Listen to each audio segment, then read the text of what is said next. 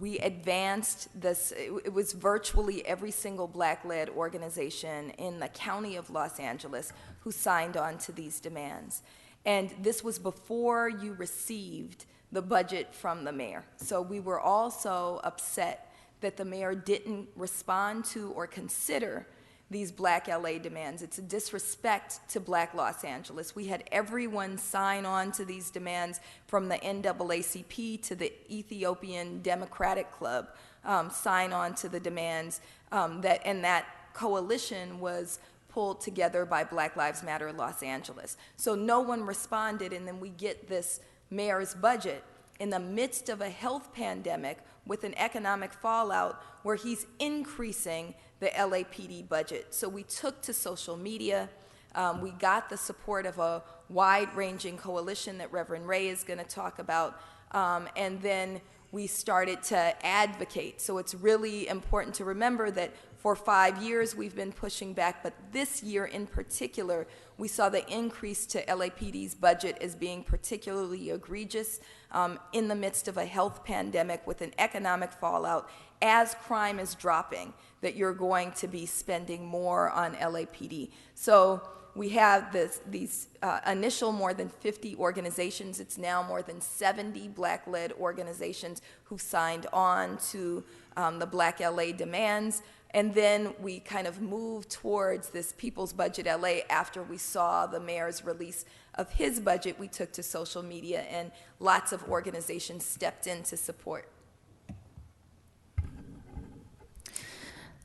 My name is Reverend Ray-Chun Huang, and I'm an organizer with LA Voice, a Presbyterian pastor, and also a member of the Healthy LA Coalition, which is a group of 320, a network of 320 organizations across the county. When the pandemic started in March, LA Voice and other organizations and coalitions in the city were really concerned about the impact that the pandemic would have on our communities. But in particular, we were most concerned about our Black communities, knowing that it's been on the backs of our Black folk that they continue to be the bottom of the rung. They continue to be left out. They continue to be under-resourced, continue to be left in chains at the end of every day and every week. And so the community gathered, and organizations across the county, across the city came together, and we heard about the Black leaders' demands. And we said, we support and we strongly stand with you. And so we were reached out, and because of with the People's Budget LA being formed, they said there's an opportunity here. The mayor's budget does not reflect any of our demands in this time. This is ridiculous. Before the pandemic, Black communities were already struggling with the kind of racist policies that we've been having for decades. And now here, after the pandemic, we are going to be far, far worse. This is ridiculous. And so we gathered and we joined, and we said we have to do something about this. And so we gathered and got on that phone call on May 13th, I believe it was. And we said, what can we do about this? And that was when the coalition began. And the research began, and we started going to all of our organizations and started to talk about what needed to be done, what we needed, what was required for our people to survive, to actually live, to have the freedom of being in this country without being in chains. And so those organizations are the LA CAN, the Los Angeles Community Action Network, White People for Black Lives, K-Town for All, Sunrise Organization. I'm having trouble reading it from here. Youth Justice Coalition, Ground Game Los Angeles. Oh, thank you. People's City Council, Trans Latina Coalition, the Stop LAPD Spying, Students Deserve, Street Watch LA, LA Defensa, LA Voice, which I'm proudly a part of, COCO, Vibe, Labor Community Strategy Center, Crenshaw Subway Coalition, Bend the Arc Jewish Action, March for Our Lives, Latu West Side, and the Africa Town Coalition. We all stand strongly together with the People's Budget LA. And I just want you all to know, these are not the organizations who stand solidly in solidarity with People's Budget LA. These are just the most active ones. On a daily basis, I, as a member of LA Voice, get regular phone calls because of our work with People's Budget LA, get phone calls and emails saying, what do we need to do? How can we help? We stand with People's Budget LA, and we stand with Black Lives Matter in this moment. Thousands, and you've seen them on the streets, stand squarely alongside in solidarity with this moment.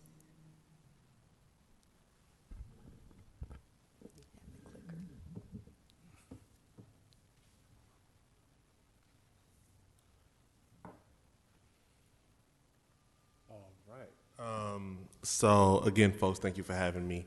And thank you again to Black Lives Matter for the work that BLM continuously does, not only to open doors like this, but to be the moral compass for what our city is. So excited to talk to you about the People's Budget, and excited to talk to you not only about some of our findings, but also about what it is, right, that people in Los Angeles want to see. So before I dive into methods, before I dive into how we collected our data and the type of data that we collected, I would be remiss if I didn't acknowledge some of our partners and some of the folks who also conducted similar surveys prior to this, as well as some of the advocacy work that had taken place right around budget work here in Los Angeles, specifically when we talk about law enforcement. Again, Black Lives Matter has been challenging the spending of law enforcement since 2015, and I want to make sure to make this public, and I wanted to paint this picture for you all right before we dive too deeply. When we walked in here, we were greeted by law enforcement. Law enforcement brought us to the back room. In addition to that, law enforcement also took our temperatures, right? These are things that, we would typically ask healthcare professionals to do, or all of you have staff, right? Staff members would do, right? But again, when we have this disproportionate rate of spending with law enforcement, that's one of the things that happens, is they get tasked to do things that, quite frankly, they shouldn't be doing, right? In addition to that, right, these organizations that you see on the screen, in 2011, the Youth Justice Coalition did a survey of 2,600 folks, right? And they found that people wanted increased investment in youth development. People wanted increased investment in youth jobs, right? In 2017, Community Coalition did a people's poll where they surveyed over 4,000 people. And again, more people wanted increased investment in jobs, increased investment in resources, right? The coalition that, again, my day job, that I manage is the Brother Son Selves Coalition, which is a coalition of 9 organizations that do organize and work with boys and men of color in LA. And we surveyed 3,300 young people. And again, people wanted investment in jobs. People wanted investment in resources. People wanted investment in mental health, right? So if we keep saying the same things again and again, right, how many people is it going to take to get the message? So let's go there and let's figure out how many. So because of this organizing work, right, the People's Budget Coalition distributed the survey amongst their networks using a survey software called Qualtrics. Qualtrics is a specialized survey software where you're able to collect the data rapidly. You distribute it through a random link, through a text message, or from a website, and people can then take the survey either on their cell phones or on their computers, depending on how they got the link. Now, there were 33,000 people tried to take the survey, but there was a filter in the survey that only allowed residents in the city of Los Angeles to take it. And that's the 24,426 responses that we got. So just to let you know, people are eager. People are eager and willing, right, to engage in these conversations. Over 50 organizations helped to distribute this survey. And in addition to that, 3,300 people participated in the town hall, right, to further discuss what it is that the city of Los Angeles should be doing and how it should prioritize its money. So I'll let you know that a lot of people have done a lot more with a lot less data, right? To give you an example, at the end of 2016, right, with the presidential election, CNN surveyed 24,588 people. We surveyed 24,426, and that's local. That's people from here. That's people who have a say, who should have a say in what it is that their money, or what it is that their city spends money on. So I just wanted to go ahead and paint this picture for you, right, to figure out not only how the people can participate in budgeting, but also how they participate in larger public discourse. So we wanted to make sure that we got critical segments of the population, right? That we paid attention to race, that we paid attention to gender, that we paid attention to whether or not people were essential workers or whether or not people have been impacted by incarceration, right? So how does this 24,000 folks break down, right? So we had about 55% people of color take our survey. In our survey, we had just under 3,000 people who are experiencing housing insecurity, 6,700 people who are currently experiencing financial insecurity, and 3,000 people who are essential workers. In addition to that, nearly a third of people who took this survey are unemployed. The majority of them are unemployed because of COVID. Nearly a third of folks identify as LGBTQ, and over 2/3 of the people who took our survey identified as female or a cisgender woman.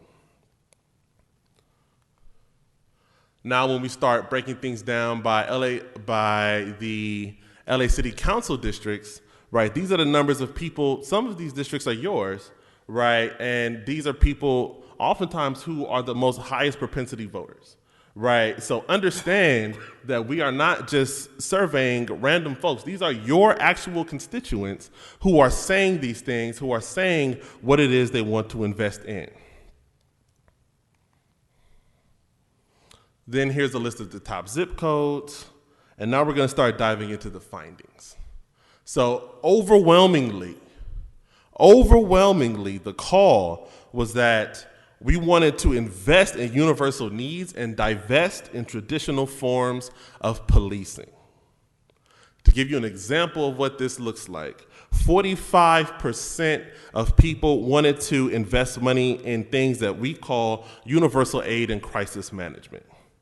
27% of folks wanted to invest in things for the built environment, right? So investing in our roads, investing in our parks, investing in the things that we know keep our city lively and functioning. And finally, 25% of people wanted to invest in reimagined community safety. So instead of us, when we first walked in the room, being greeted by law enforcement, what would it look like if we were greeted by other folks? What would it look like if we were greeted by community care workers? What would it look like if we were greeted or we had our temperatures taken, right, by people who were health workers for the city? Not people with guns who could take my life. And then when we asked people if they wanted to invest in law enforcement, 1.6% of the people who took our survey said we need to make sure that we put money into law enforcement. Now, I want to make a distinction here that when we first distributed this survey was before George Floyd, that weekend before. And then as people kept taking the data, who were inspired by this particular moment, right, what happened? We started to have broader conversations about what it is public safety is and what it is public safety could be. And we know, right, not only from that video we saw, but the thousands of other people who have been killed by law enforcement, that there is a different version of public safety available, which led to this 1.6% number. And I want to be clear that this is the voices of 24,000 people who are in the city of Los Angeles who took this survey. And as the administrator on this particular survey, we get surveys every day. This is the data as of Friday. This doesn't even include this weekend. Just to make sure that we have an understanding of how many people are engaging in this process. Now, when we say universal aid, when we say built environment, when we say reimagine community safety, when we say law enforcement and policing, what are we talking about? What is that? Right? So we defined it and wanted to make sure that we provided, a quick breakdown of some of these things, right? So when we talk about universal aid and crisis management, right, we're talking about the city having its own fund to discuss emergency preparedness, right? So when we have situations like COVID, we should be financially ready for them. It shouldn't be something that comes out of the blue, right? We should be talking about food security. Right, there were a number of people in the city of Los Angeles, right, who couldn't afford to eat, who couldn't afford, right, to make sure that they could feed their families, and they had to make decisions between rent and whether or not they were going to eat that month. Now, I know that city council, that other folks have done things around moratoriums on evictions, right, but I'll tell you right now that when we're talking about the people and their financial security, that's something that the city should be invested in, because when you have people who are financially secure, you have a city that's financially secure. In addition to that, we surveyed folks around reimagine community safety. So we talked about this as investigative restorative justice methods, right? We talk about this as investing in community care workers, as investing in community investment and neighborhood empowerment, right? What would it look like to empower our neighborhoods and communities? We also talked about what it is to invest in mental health and wellness, right? Especially now that people are socially distant, especially now, right, that we're not allowed to be close together as we normally are. We initially were told that we couldn't sit 5 at this table, and that was stressful. Imagine, right? People who rode together, who walked in together, can't even sit together to address this particular council. Again, stress. And then finally, when we start talking about the built environment, public works, public transportation, investing in libraries, investing in the things that we know, right, help to keep a community whole, help keep a community safe. Now, we also ask people about, are there any areas that we shouldn't be investing in? Are there any areas that we should take money from? And that's what the graph looks like. Virtually no one wanted to take money away from the things that we know are positive.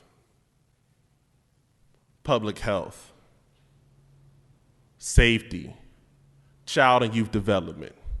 Now, my question to you all is, how is it that this is what the people want to invest in, and then this is what the people don't want to invest in, yet these are the things that get cut first,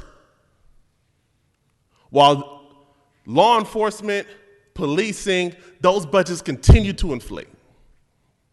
How is it that our budgets do not match the will of the people?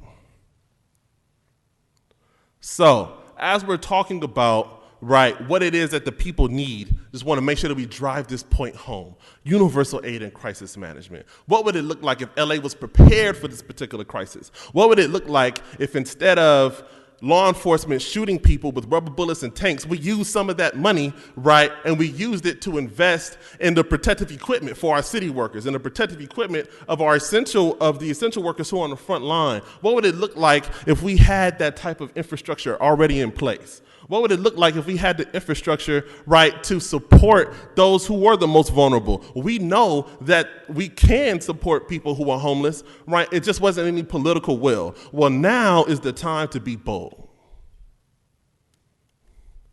In addition to that, right, talking about built environment, right?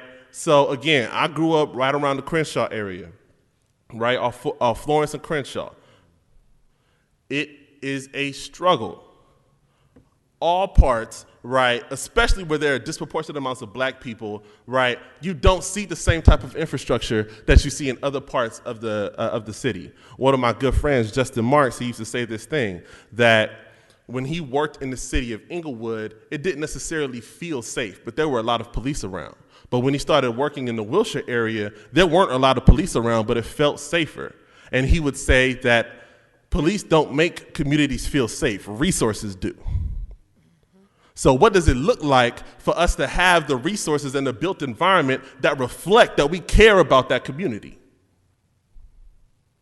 Again, we're welcoming and we're inviting city council to imagine what this looks like with us and to invest in that. And then finally, reimagine community safety. I'll say this right before I close. My mother and my father, right, of course, struggled. They struggled like a lot of parents struggle with domestic violence, with trauma, with harm, things that oftentimes were very challenging with growing up. And a lot of times the police got involved.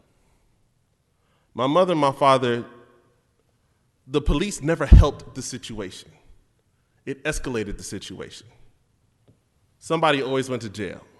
Somebody always was locked up. Either it was my mom for being an aggressor or either it was my dad for being an aggressor.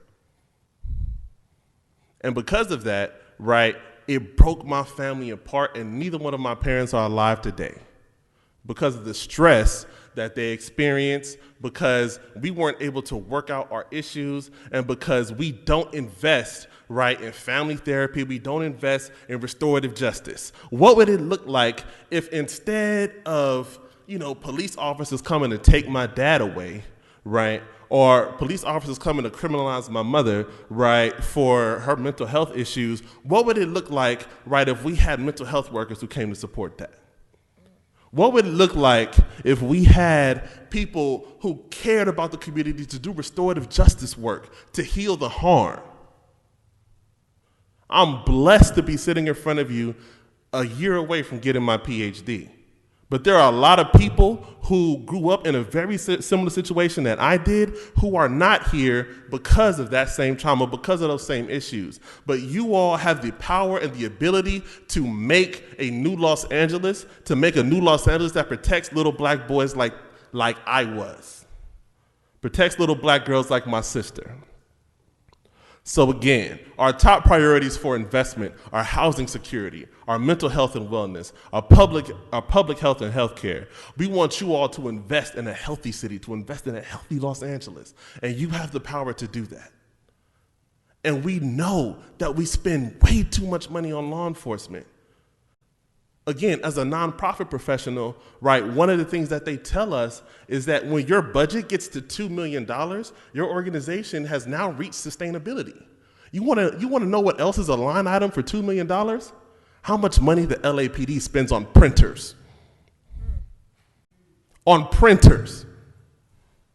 That's how much money they spend on printers and ink. And you mean to tell me that's the same budget that can have an organization like the Social Justice Learning Institute, like Inner City Struggle, like some of these other organizations that get acknowledged for doing great work, right? You mean to tell me that that's the same budget that they have to hire staff and to go out there and do good in the community? When we say that we need divestment, right?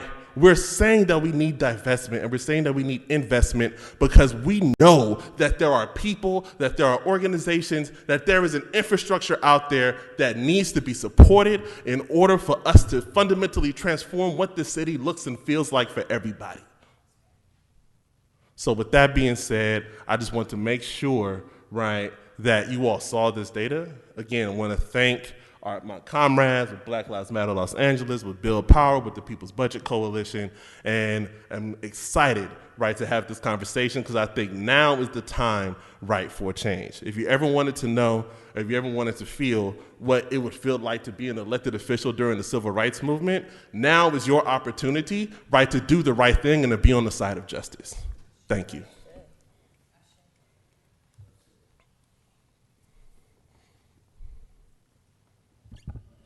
I'm not good at technology, but I just pressed this little button. Okay, cool. My name is Kendrick Sampson.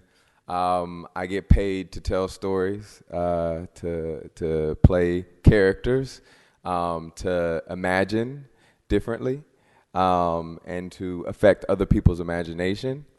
I co-founded an organization or a nonprofit initiative called Build Power, to help organize Hollywood around these issues.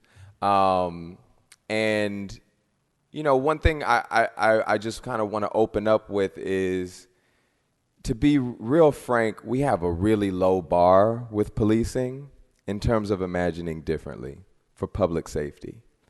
And we can imagine differently. I think, I don't think it's that hard, to be completely honest. But I would like to offer up, if anybody needs help, there's a whole industry here of people who imagine and get paid to imagine, and we can help. We will offer that help up. And just on a personal note, I 2 weeks ago was in the streets. We co-organized, led by Black Lives Matter Los Angeles, but co-organized with Build Power demonstration, a peaceful demonstration in Pan Pacific Park, and we marched to 3rd and Fairfax. We closed out. We had an amazing, amazing, powerful time. A beautiful, beautiful display of love and care for our communities and uplifting those who've been murdered by police, those families, letting them grieve and heal around community, a broad community, thousands of people. And it was beautiful. It was one of the most beautiful experiences that I've ever been a part of. As I was going home and I started looking for my staff, who I am worried about now because of the trauma that they've experienced, the demonstration was met with violence from LAPD. And can't explain why to this day.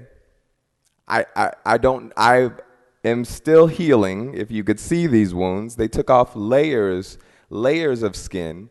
Just a couple of days ago, I was finally to get the hanging skin off of my leg. I was shot 7 times with rubber bullets. I have a permanent scar here on my chest. I have 5 on my leg, 1 on my arm. I was beat with batons, jumped by police. So was my assistant, who came and tried to pull me away. He was beat and had to go to the hospital and get stitches in his leg, because you could see the bone where they cracked his shin open. My buddy Dion has 2 fractured bones in his skull right now. And he had skin, a flap of skin hanging from his face from being shot by rubber bullets. This was at a beautiful, one of the most beautiful moments I've ever had in my life, one of the most healing moments, only to be traumatized. So I have a particular disdain and trauma for being met by police to be escorted here. It didn't have to be done into the chambers. I didn't have to be, have a police officer, an armed police officer, take my temperature. A health professional. We need healing right now. Thousands of people out there were brutalized by police officers. We have COVID-19 right now that is disproportionately affecting Black folks. And what we need more than ever, as people are social distancing and not able to be in community physically as much as they can, we need healing. And we need to invest in healing, which is why so many people were outraged at the increase that was proposed during COVID for police officers. Doesn't make any sense. Crime was down. Crime has been on a steady decline for years. But police budgets keep going up nationwide. Los Angeles leads the country in imagining, leads the world really, because we have Hollywood here. We need to transfer that imagination to how we think about public safety. We can have better. We can build better. And there's support from millions of people right now all over the world. And we should be leading that charge, because that's what so many people get paid to do here, is imagine. That imagination is used to heal. And it can be used to hurt. As Future often says, Janaea Khan, Somebody imagine shackles on black people. Somebody imagine colonizing this land and killing off the people that were here, the indigenous folks that were here. Let's imagine differently. Let's imagine better. Let's build better. We want to make sure that we're building up communities. That's what reimagining public safety is about. We know that public safety is not policing. I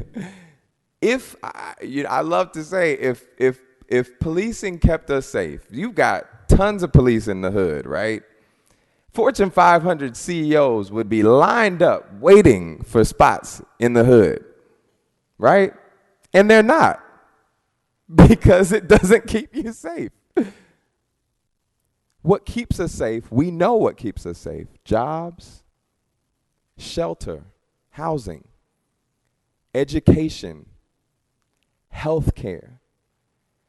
We have been in a mental health crisis in this country for a very long time. We haven't ever prioritized mental health in this country. Healing. And this country has a lot of healing to do. We have a lot of healing. We deserve healing. Black and indigenous and brown folk in this country need healing, deserve healing, but instead are met by more trauma by these systems. And policing is not the only violent system. The way that we go about having, capitalism run healthcare, the way that we go about extracting, I want to be very clear. Elected officials choosing, I hope that this perspective lands. Elected officials choosing to invest in oppression and more trauma for our communities as opposed to what they know they need is actually violent. That is violence. It doesn't look like violence. We're not taught that it's violence.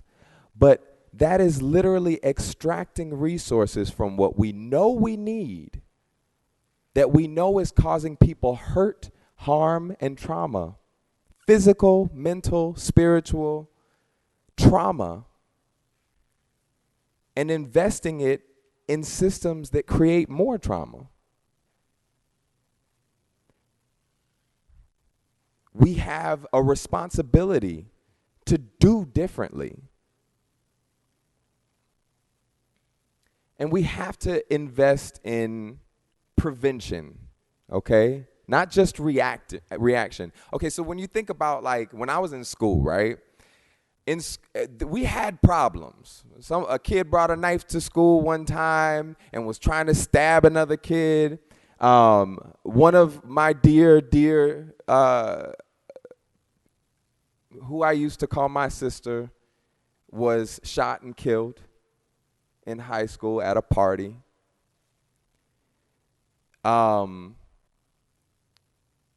were fights, many fights in high school, because that's what kids do. Police didn't ever save us from any of those situations. They didn't ever help any of those situations. They targeted the black and brown kids at our school. The discipline was disproportionate.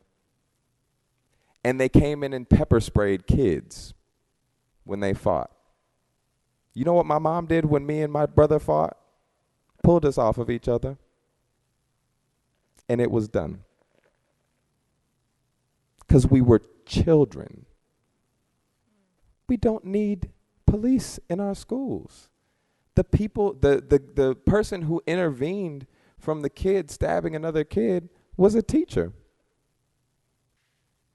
A teacher. I haven't heard of police helping any of these school shootings. As a matter of fact, on one of them, I believe the one in Florida, one ran away. So why do we have, I really want y'all, I'm not going to answer this question for you because I know we know the answer. But why do we have armed officers in our schools? I experienced police brutality growing up in high school. I was pulled out of my mom's car at gunpoint and accused of stealing it. I was told that he would shoot me if I tried to run. He was going to bust my kneecaps if I even moved. I was 16. You think I went back to school and wanted to see police officers? There was nothing ever that officers did to keep us safe. Teachers kept us safe. We could have used some more counselors. We could have used some more nurses. There's schools here that don't have nurses, don't have adequate counseling. I mean, near adequate counseling. They don't have the bare minimum for counseling. We need therapy in our schools. There's so many kids that experience trauma in our communities, and we have no therapy.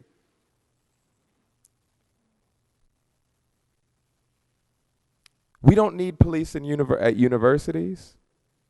We don't need police in recreation parks. We don't need police in housing developments. We don't need police on Hollywood sets. Why do we have them at events? There's so many other forms of more effective security. We don't need them. We don't. Health problems should never be handled by police officers. They shouldn't be taking nobody's temperature. They shouldn't be taking anybody's temperature. They shouldn't be handling mental health crises. You are 16 times more likely to be killed by police officers if you are experiencing a mental health episode. In our prisons and jails, 55% of men have mental health issues. 73% of women, which highlights the extra layer of oppression that women face. And we know that our prisons and jails and killings by police officers are disproportionately black. That's not a coincidence. That's what these systems were built to do. We need to build new systems, and we can. We can have violence intervention programs that are community-based. They've been proven way more effective all over the country. Rehabilitation centers instead of criminalizing people who have health issues, addiction. Unarmed, nonviolent, non-law enforcement first responders from the community care workers. This can create economy in our communities. You can give jobs to folks from the community, and people trust them better, and they have more know-how, right? They know the community, they have more relationships. It doesn't have, what we see so often is we're talking about community policing and like putting people in our communities that don't know the community to get to know the community over time, and all. It don't make no sense. It doesn't work. It's been proven ineffective. But there are people in the community that people trust and respect that can just show up. I know y'all have known some of these people that just show up and everybody stops arguing. Those people need to be employed to do just that. Show up and be trusted and affect change. You have community-based emergency response teams that can respond to violence in the community. They know who these people are. They know what the cause is. And they can more often prevent it if that's their job. Otherwise, people are volunteering to do this and it really ain't got the time. They're going to do it anyway, but let me tell you, like Melina said, organizing ain't paid. And my God, is it hard? It should be the highest paid people in the country, organizers and community organizers, but it's mostly volunteer work, and that is super stressful. And we could provide therapy to them too, free of charge, please. alternatives to incarceration, restorative justice programs, after-school programs, counselors and nurses in our schools. There's so many ways that we can think about it, but it's gonna take you guys to partner with people, to do whatever you have to do to imagine differently. And